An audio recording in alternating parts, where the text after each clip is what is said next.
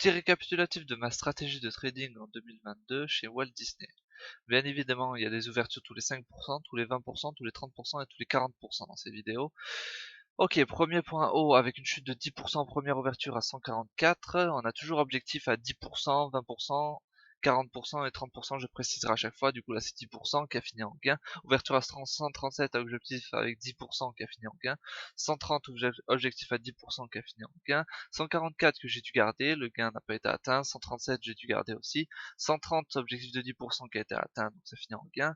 130 que j'ai dû garder. 123 que j'ai dû garder. 116, deux ouvertures, là, 20% et à 5% habituel. Du coup, objectif à 10% et 20%. Le 20% n'a pas été atteint, mais le 10% oui.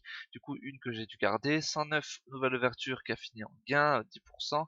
102, ouverture de 30%. 105%, du coup, objectif de 10% de gain à 30%. Le 10% a été atteint, le 30% non, donc j'ai dû la garder. 102, nouvelle ouverture atteint avec un gain de 10%. 95, gain atteint avec un gain de 10%, 116 nouvelles ouvertures que j'ai dû garder, 109 nouvelles ouvertures que j'ai dû garder, 102 j'ai dû garder, 95 ça a fini en gain, 87 3 ouvertures, la 40%, la 20% et la 5%, donc là il y a objectif 10%, 20%, 40%, au niveau des gains, il n'y a que la 10% qui a fini par être clôturée, nouvelle ouverture à 87, comme il me reste les deux, j'en ouvre qu'une seule, et j'ai dû la garder.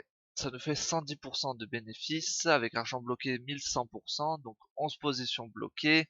Un ratio bénéfice divisé par les argents bloqués, ça fait 10%, ce qui est plutôt toujours faible moyen. C'est pas énorme, mais bon, malgré les fortes chutes de Walt Disney, on a un résultat plutôt correct quand même.